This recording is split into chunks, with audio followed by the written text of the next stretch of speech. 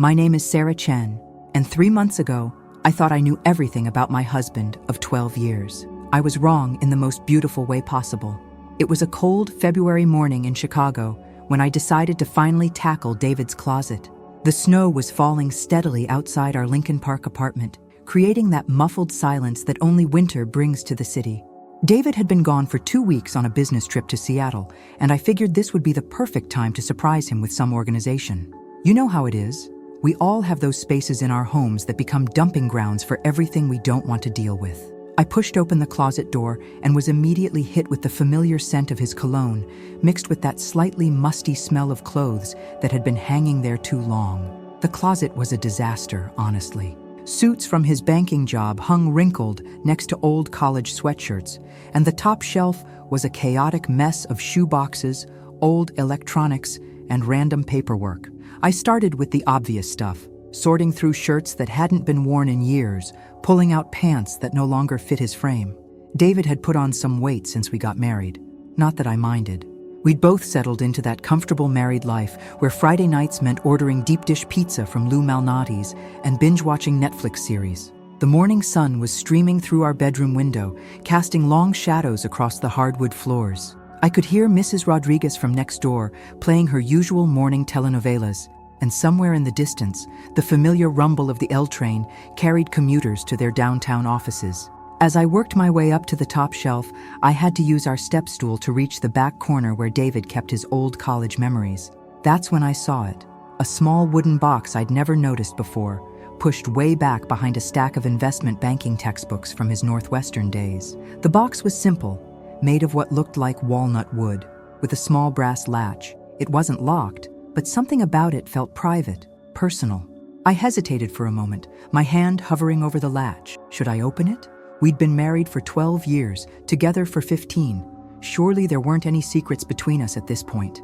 But curiosity won out, as it always does. Inside the box, I found a collection of items that made my heart skip a beat. There were old photographs. Some I recognized, some I didn't. A movie ticket stub from our first date to see The Notebook at the Old Century Theater. A pressed flower that I remembered giving him during our second week of dating. And there, at the bottom of the box, was a sealed envelope with my name written on it in David's careful handwriting. The envelope was cream-colored, expensive-looking stationery that David definitely didn't have lying around the house. My name, Sarah, was written in blue ink, and the paper had that slight yellowing that comes with age. My hands were actually shaking as I turned it over and saw that it was sealed with a small piece of tape that had clearly been there for years.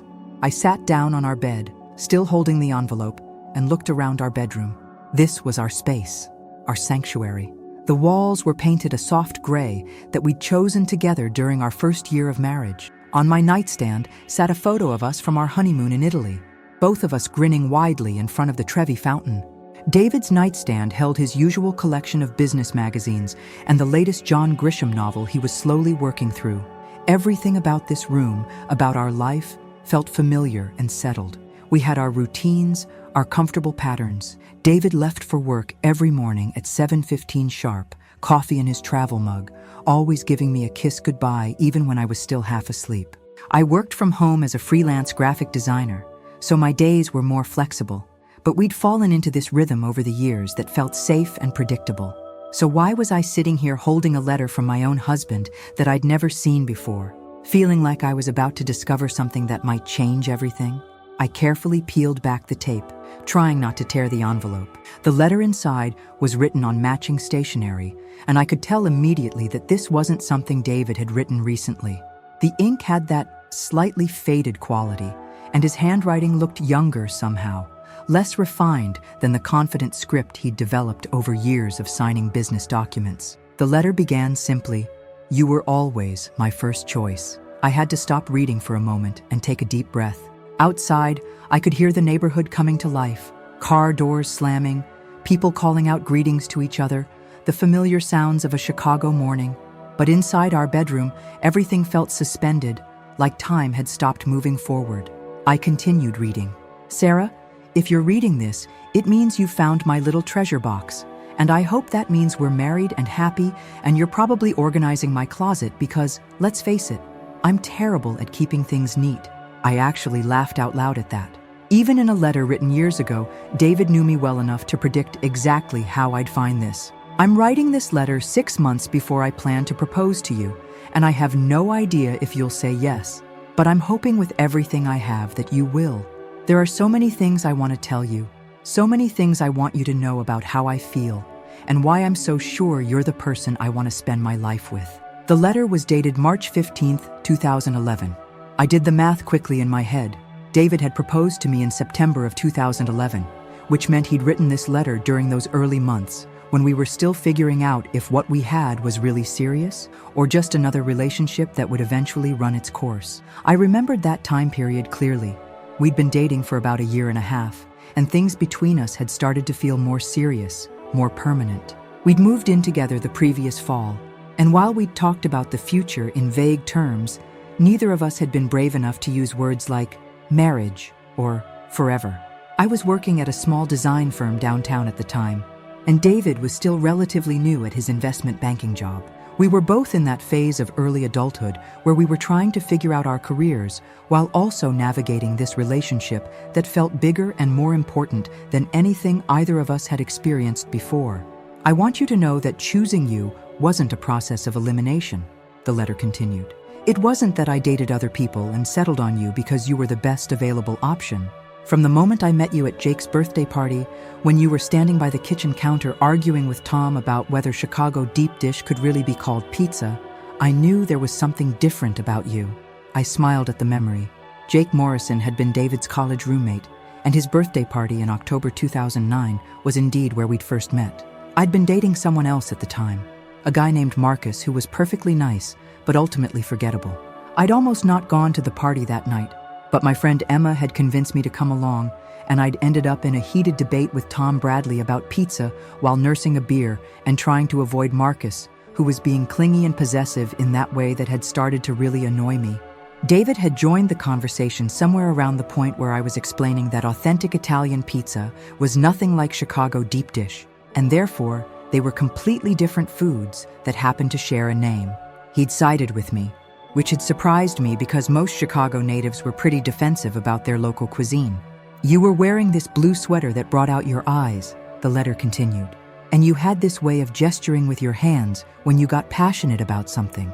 I stood there listening to you talk about pizza, of all things, and I remember thinking that I could listen to you argue about anything for hours. I was crying now, sitting on our bed in my pajamas at 10 in the morning, crying over a letter my husband had written to me 8 years ago. Because I remembered that blue sweater, and I remembered the conversation, but I hadn't known that David had been watching me, really seeing me in that way. At the time, I'd thought he was just being polite by agreeing with me about the pizza. I was still dating Marcus, and David was there with some woman whose name I couldn't even remember now. We'd talked for maybe 20 minutes before other people joined the conversation, and we got separated in the crowd. But apparently, that 20-minute conversation had meant something to him.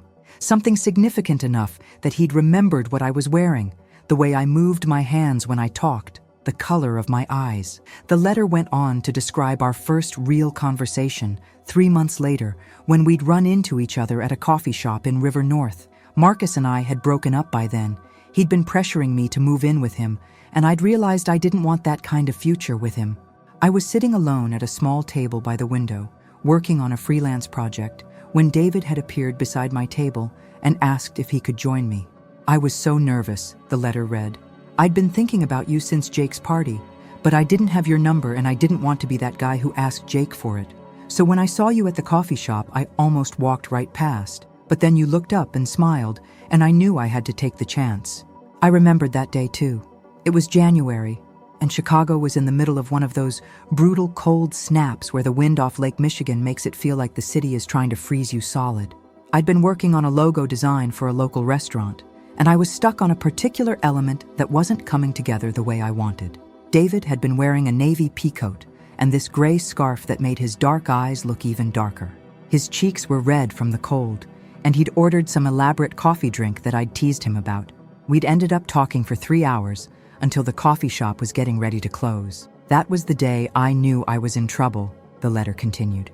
Not bad trouble, but the kind of trouble that changes your whole life. You told me about your work, about growing up in California, about your family.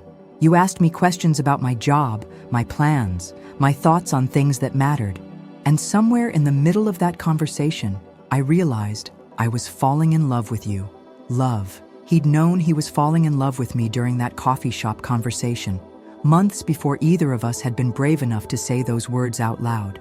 I thought about our actual relationship timeline, how we'd started dating officially in February, said, "I love you," for the first time in May, moved in together in October.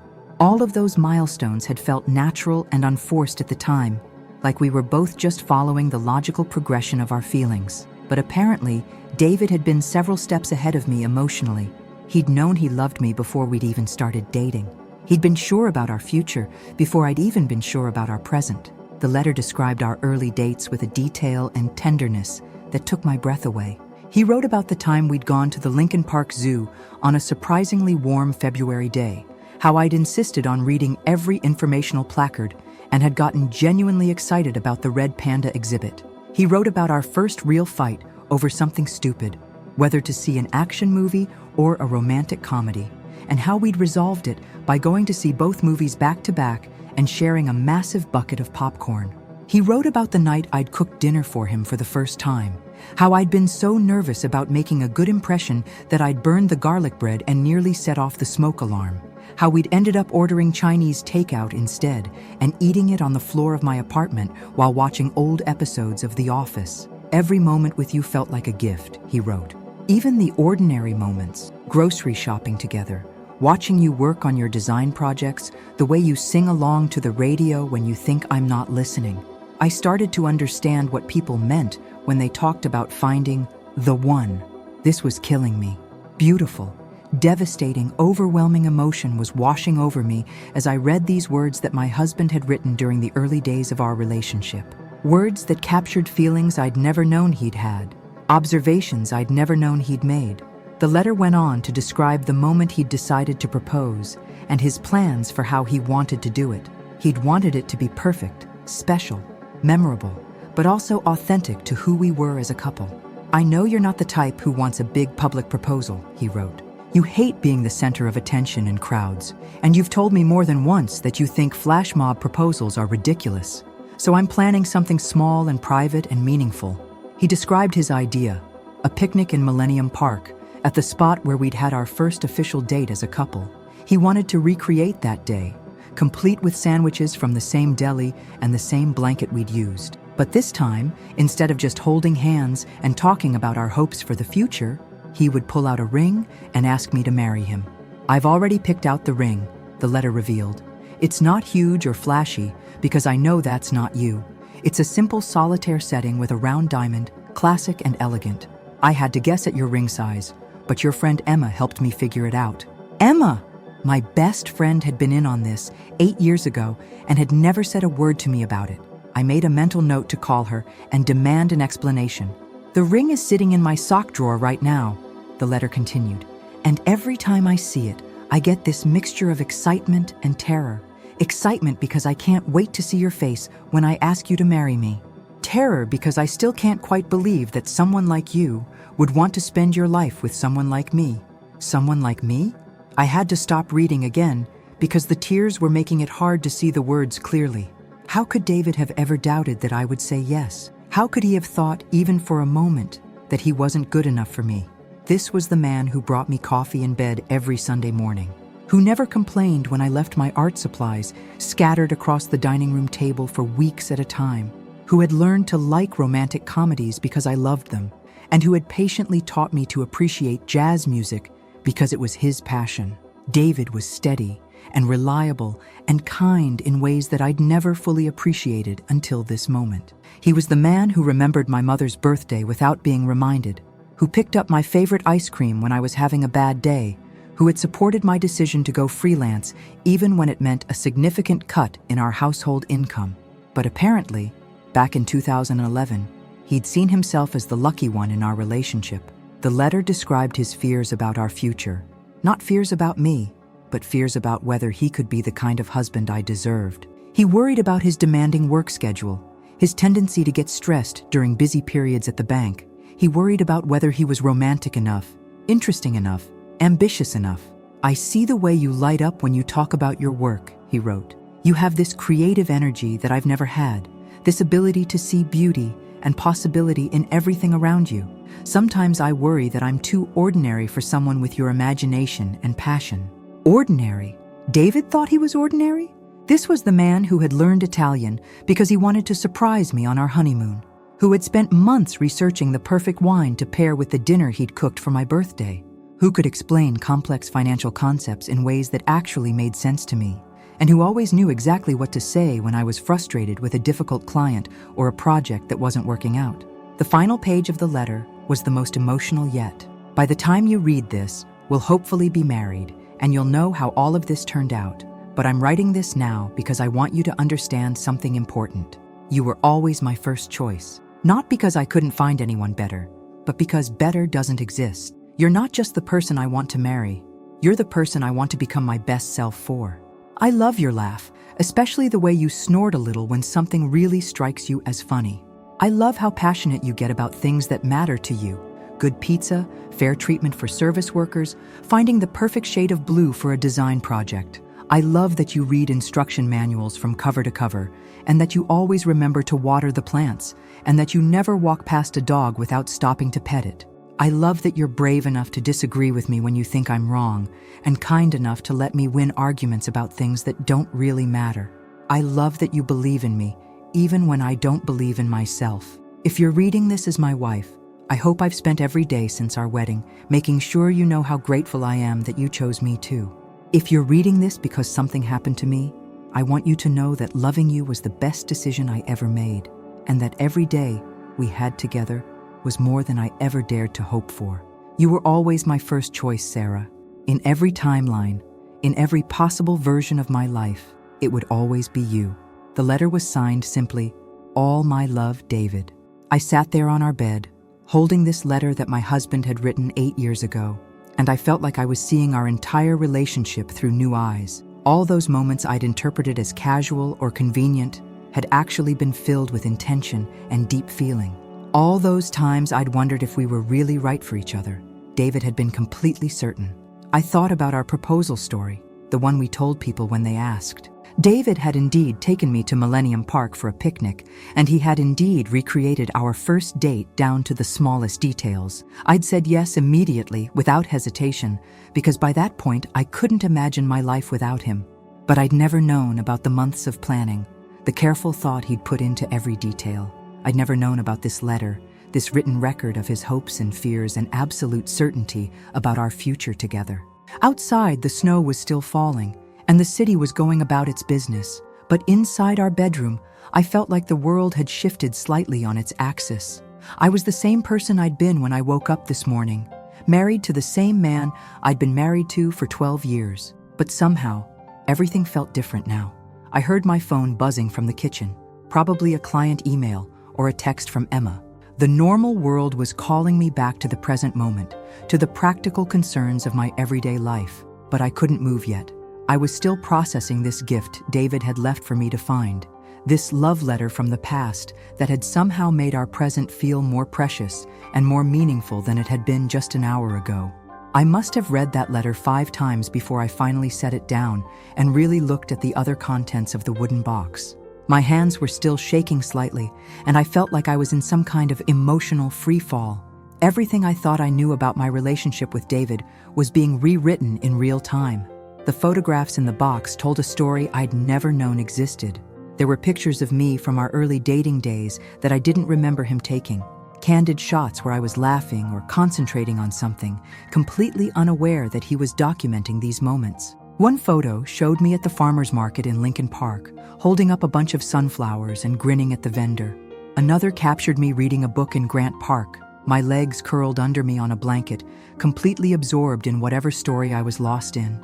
But it was the pictures I didn't recognize that really stopped me cold. There was a photo of me from before we were dating, from Jake's birthday party where we'd first met. In the picture, I was standing by the kitchen window, mid-conversation with someone outside the frame. I was gesturing with a beer bottle in my hand, my mouth open mid-sentence, and I was wearing that blue sweater David had mentioned in his letter. What struck me wasn't just that he'd taken this photo, but that he'd developed it and kept it for all these years. This was back when people still used disposable cameras at parties before everyone had smartphones, which meant David had intentionally captured this moment, then gone through the process of getting the film developed, just to have a picture of a woman he'd talked to for 20 minutes at a party. There was another photo that made my breath catch in my throat. It showed me and Marcus at what looked like some kind of work event or dinner party. I was wearing a black dress, I remembered, and Marcus had his arm around my waist in that possessive way that had eventually driven me crazy.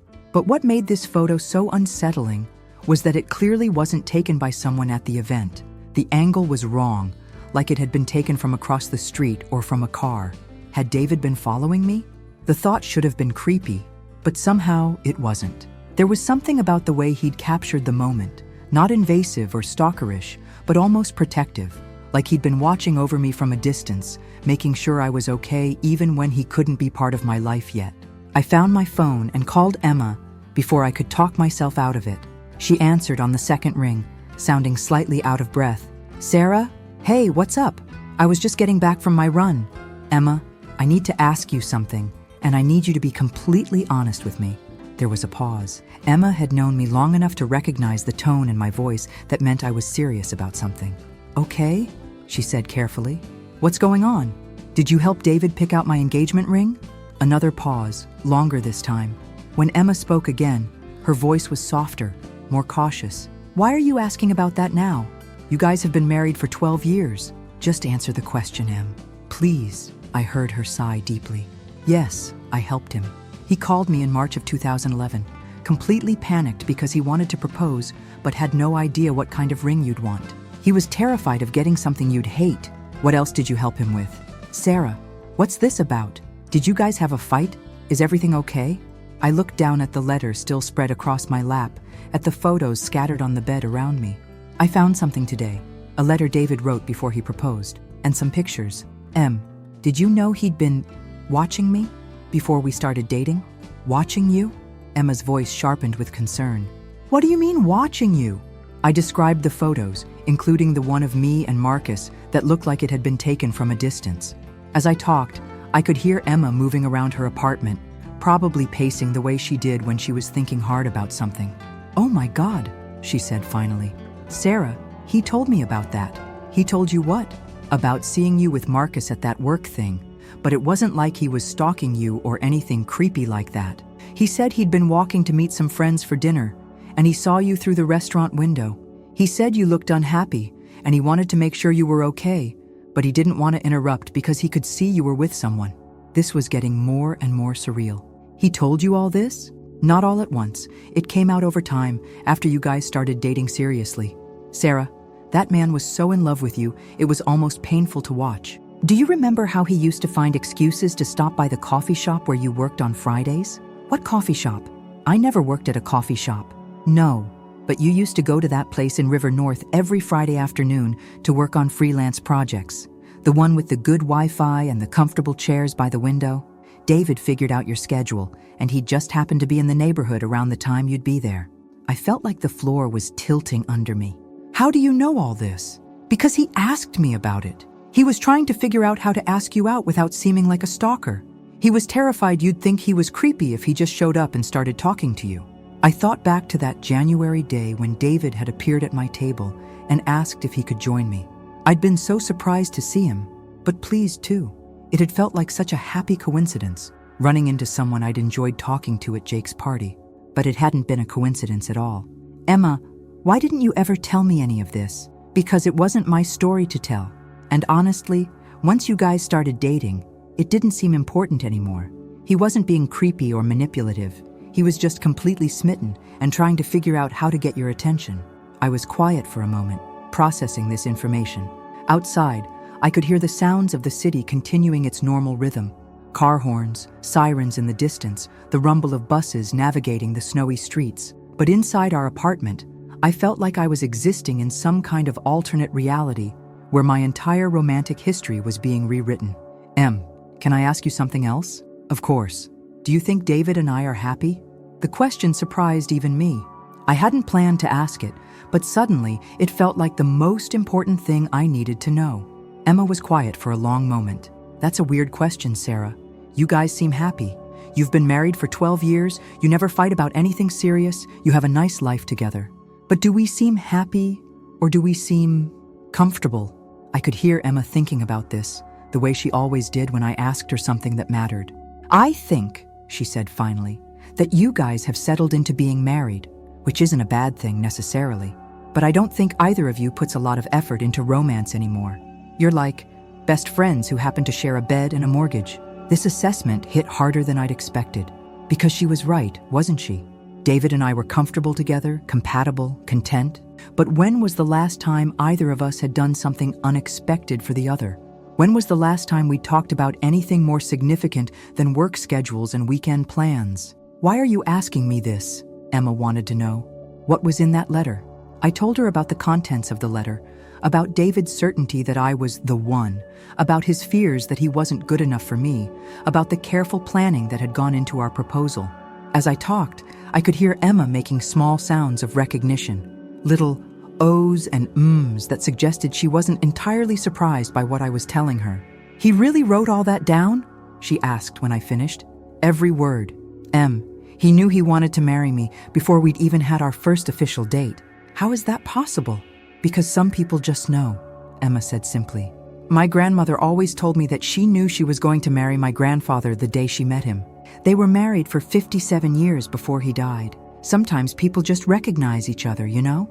I thought about David's letter, about the phrase that had hit me the hardest. You were always my first choice, not his best option, not the person he'd settled on after considering alternatives. His first choice from the very beginning. Sarah, Emma said gently, when was the last time you told David you loved him? The question caught me off guard. We say it. When he leaves for work, before we go to sleep. You know, the usual times. But when was the last time you really meant it? When was the last time you looked at him and felt that rush of gratitude that you get to be married to this specific person?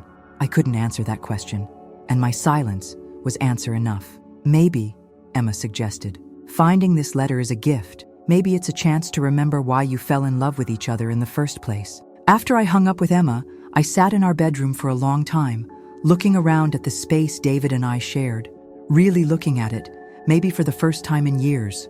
On David's nightstand, underneath the stack of business magazines, I could see the corner of what looked like a notebook. I'd noticed it before, but had never really paid attention to it. Now, still feeling like I was in detective mode, I walked around to his side of the bed and picked it up.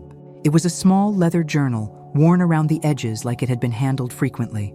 I opened it to a random page and found myself looking at David's handwriting. Not the careful script from the letter, but his everyday writing, looser and more relaxed. The entry was dated just 2 weeks ago, while he was on his business trip to Seattle. Day 3 in Seattle. Closed the Morrison deal today, which should make the partners happy. Had dinner at that seafood place Sarah would love.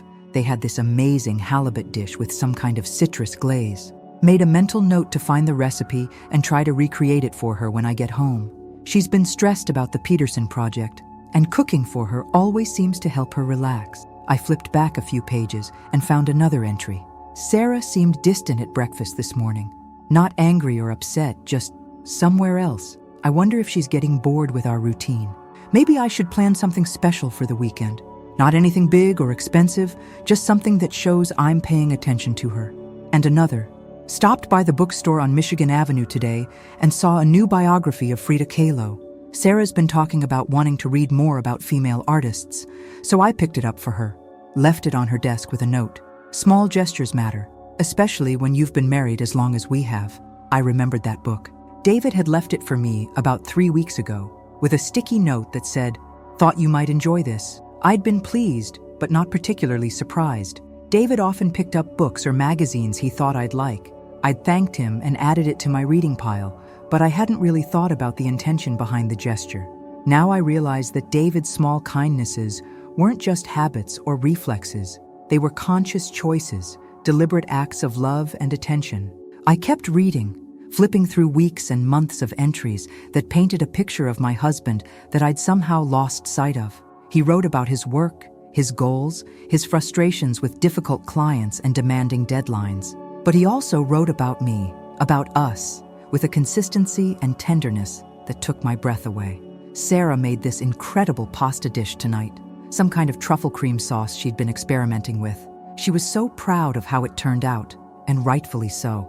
Sometimes I think she doesn't realize how talented she is, how good she is at creating beautiful things. I love watching her work, seeing her face when she finally gets a design element exactly right. Had to work late again tonight.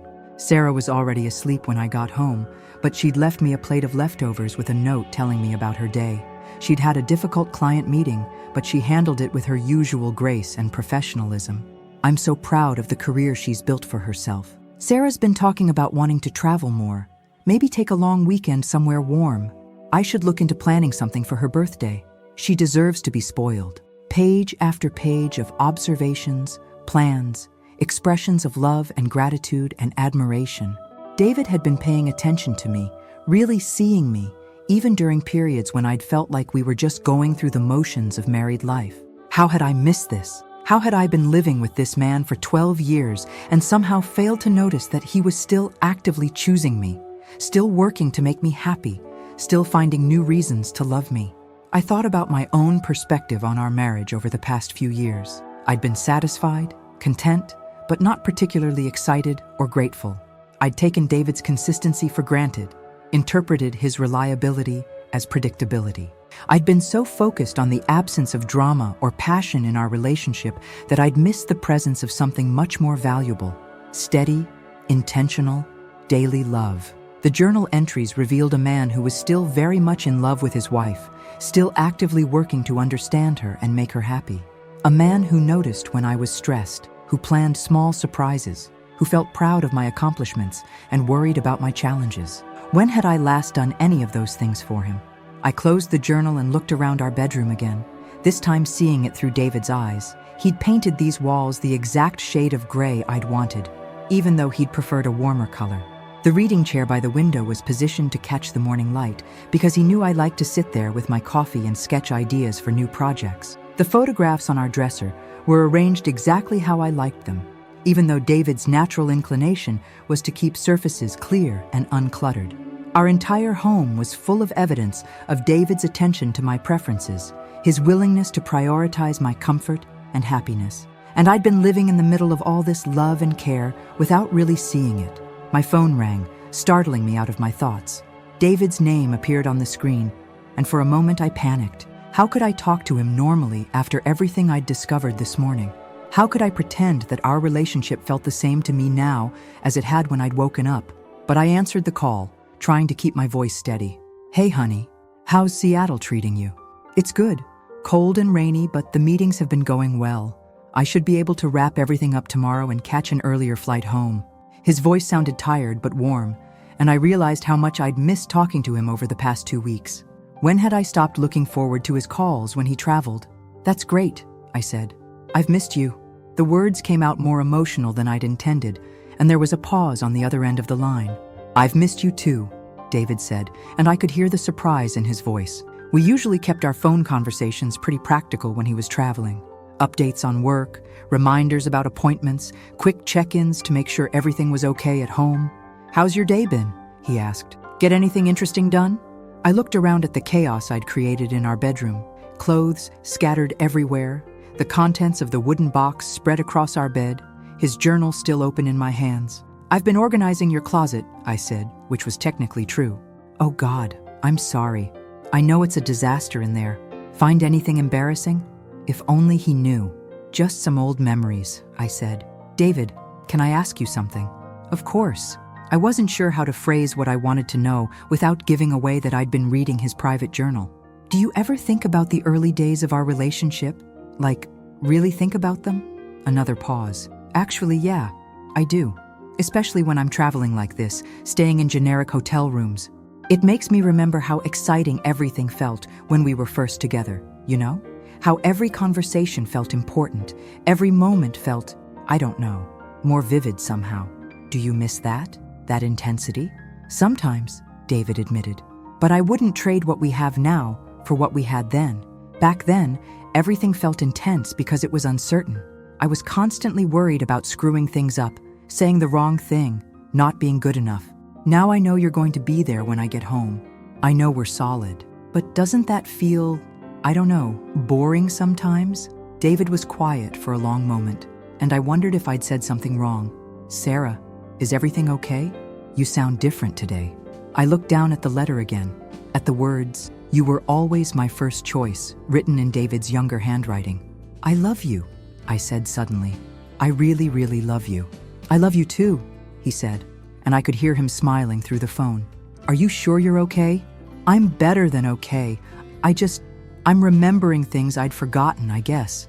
We talked for another 20 minutes, and it was different from our usual phone conversations. Instead of just exchanging information, we actually talked about his meetings, about a new project I was excited about plans for when he got home. I found myself really listening to him, paying attention to the tone of his voice, the way he laughed at my jokes. When we hung up, I sat in the quiet of our bedroom and tried to process everything I was feeling. It was like I'd been sleepwalking through my marriage for months, maybe years, and I was just now waking up to see what I'd been missing. I spent the rest of the day going through David's journal more carefully, reading the story of our marriage from his perspective. The entries painted a picture of a man who was deeply content with his life, but who also worked constantly to maintain and nurture our relationship. He wrote about small challenges we'd faced, disagreements about money, stress from work, the occasional periods when we'd felt disconnected from each other. But he also wrote about how we'd worked through those challenges together, how we'd found our way back to each other each time. One entry from about 6 months ago particularly struck me. Sarah seemed really down tonight. The Henderson project fell through, and I know she was counting on that income. She tried to hide how disappointed she was, but I could see it. Made her favorite dinner, the chicken parmesan recipe she taught me. And we talked about it. She's so much stronger than she gives herself credit for. By the end of the evening, she was already making plans for how to approach similar clients differently next time. I admire her resilience so much. I remembered that night clearly. The Henderson project had been a big opportunity that had fallen through at the last minute, and I'd been devastated. But I'd also been embarrassed about my disappointment, worried that David would think I was being dramatic or unprofessional. I'd tried to act like it wasn't a big deal when he got home from work, but apparently my performance hadn't been as convincing as I'd thought. David had seen right through it and had responded with exactly the kind of comfort and support I'd needed, without making me feel like I had to ask for it. Another entry, from just a month ago. Date night at that new Italian place Sarah wanted to try. She looked beautiful. She was wearing that blue dress that brings out her eyes, and she'd done something different with her hair. I probably don't tell her enough how gorgeous she is. We talked about everything and nothing, laughed until my sides hurt, reminded me why I fell in love with her in the first place. Actually, that's not quite right. I didn't need reminding, but it reminded me to pay attention to it, to not take it for granted. I tried to remember that date and realized I couldn't recall much about it beyond the fact that the food had been good and we'd had a nice time. It hadn't stood out to me as particularly special or memorable.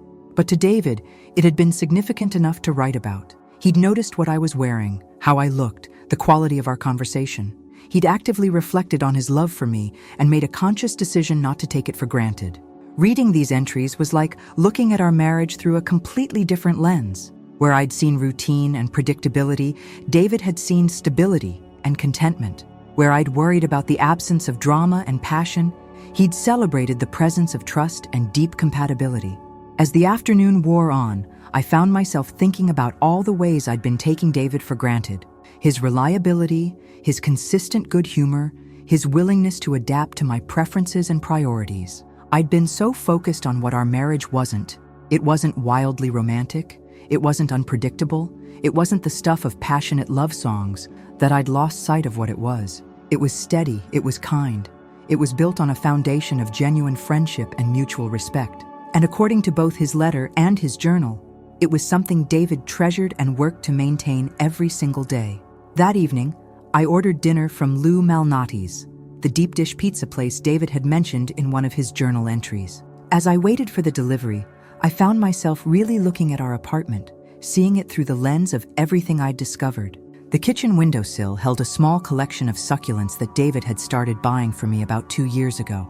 I'd mentioned once that I liked the idea of having plants, but was worried about keeping them alive. So he'd researched low-maintenance options and had been slowly adding to the collection.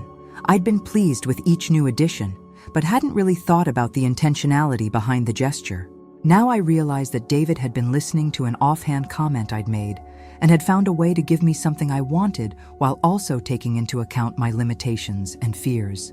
It was such a small thing, but it represented the kind of thoughtful attention to my preferences that characterized so much of his behavior.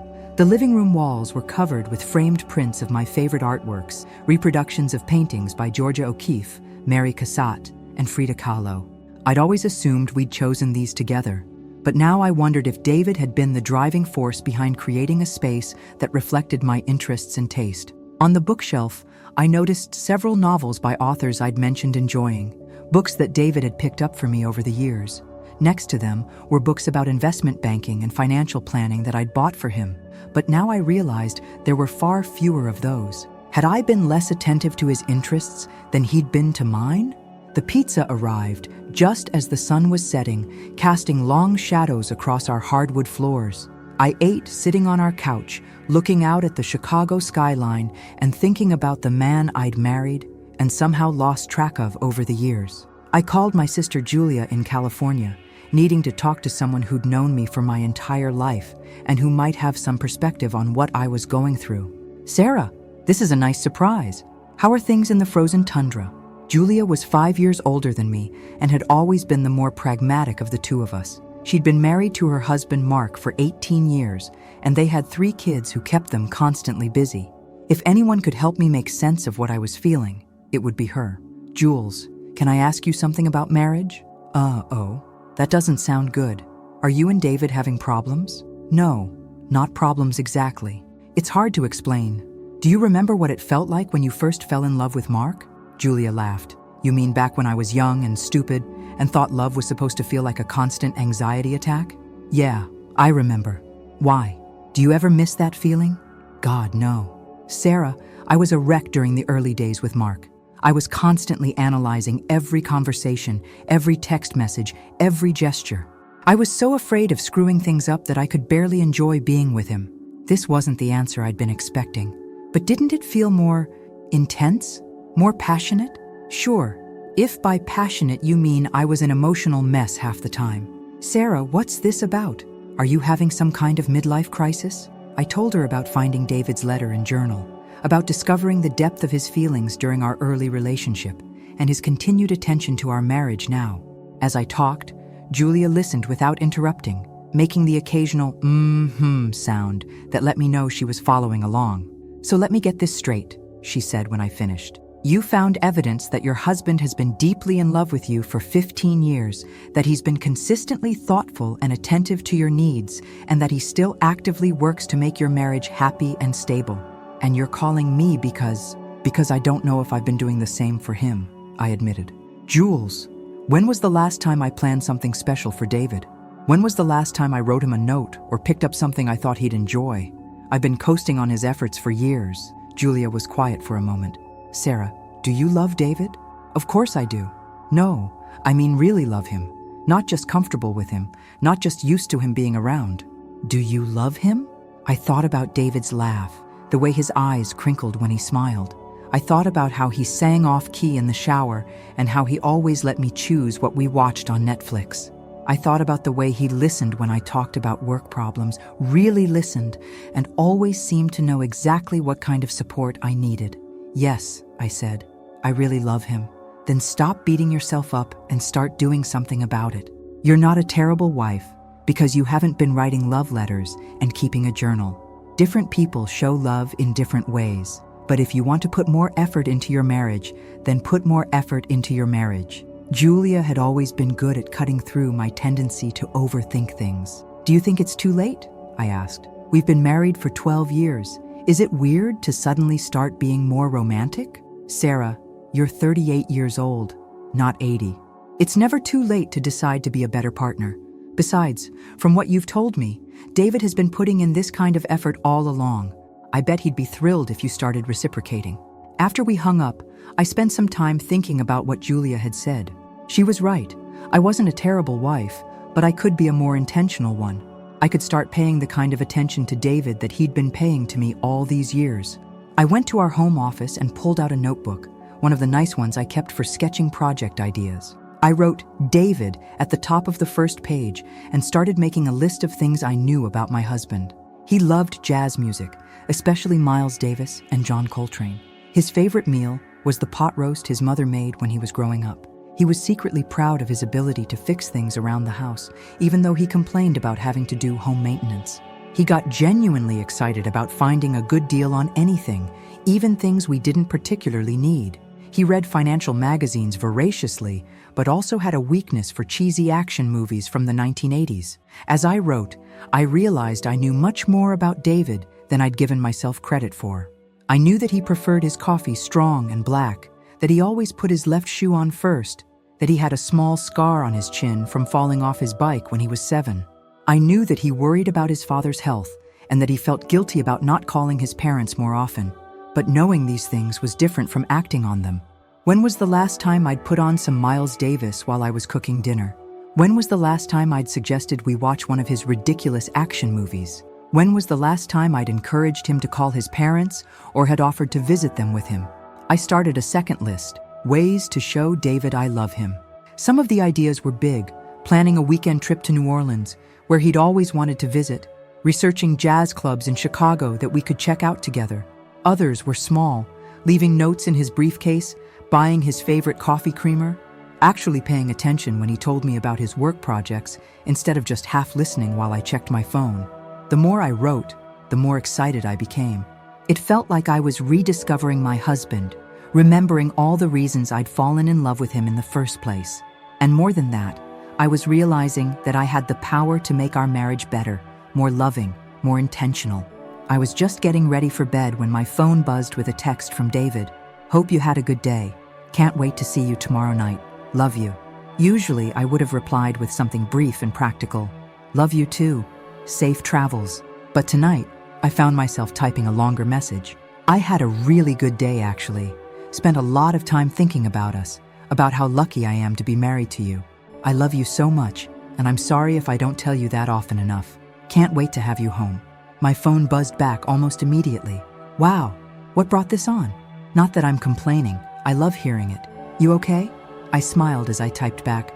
More than okay. Just feeling grateful. Get some sleep. I'll see you tomorrow. Love you, Sarah. Sweet dreams.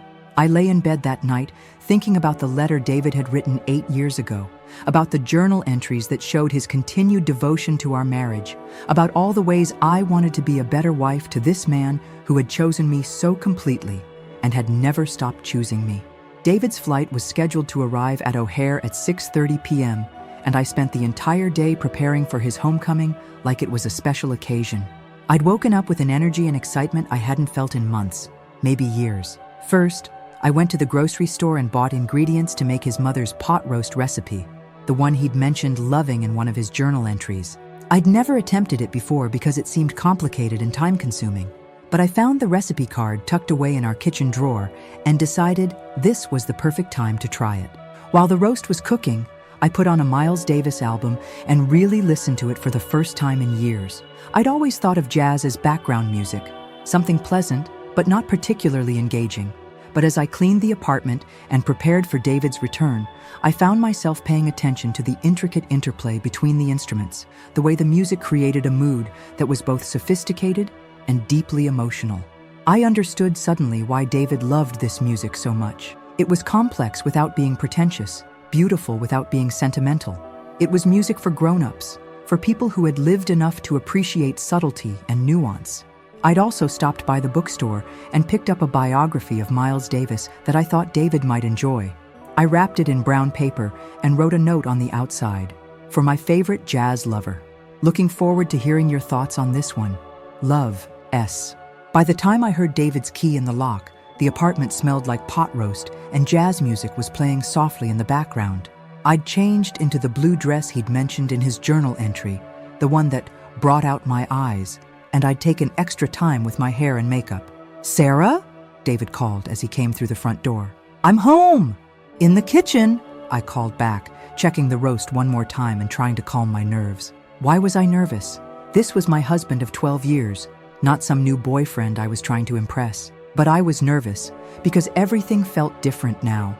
I was seeing David through new eyes, and I wasn't sure how to act on all the emotions and realizations I'd been processing over the past 2 days.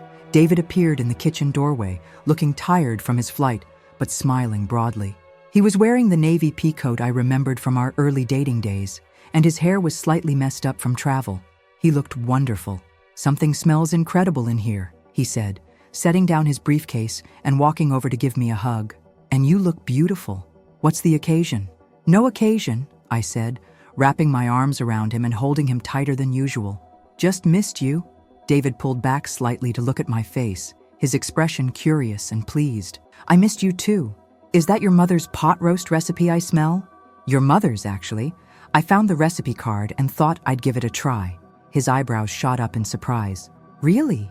Sarah, wow, that's incredibly sweet of you. How did you even know I'd want—" He trailed off, looking confused. This was the moment I'd been both anticipating and dreading. How did I explain that I'd spent the past 2 days reading his private journal and learning about the depth of his feelings for me? "David, I need to tell you something," I said, "and I need to show you something. But first, can we sit down?" He followed me to the couch, still looking puzzled but not worried. I think he could tell from my demeanor that whatever I had to tell him wasn't bad news. I'd put the wooden box on our coffee table, along with his journal and a letter I'd written to him the night before. David's eyes immediately went to the box, and I saw recognition flash across his face. "Oh," he said quietly, "you found it. I was organizing your closet yesterday, and I found the box pushed way back behind your old textbooks. David, why didn't you ever tell me about the letter?" He was quiet for a moment, looking down at his hands. "I guess I forgot about it, honestly. I wrote it so long ago, when I was terrified you might not want to marry me. After we got engaged, it just seemed, I don't know, unnecessary? Like something from another lifetime." "It's not unnecessary," I said firmly. "It's beautiful. It's the most beautiful thing anyone has ever written about me." David looked up at me, and I could see him trying to gauge my mood, trying to figure out if I was upset or happy about finding the letter. "Are you okay with having read it? I know it's pretty intense." "David, do you still feel that way about me? The way you felt when you wrote that letter?" He didn't hesitate. "Yes, more so, if anything. Sarah, you're still my first choice.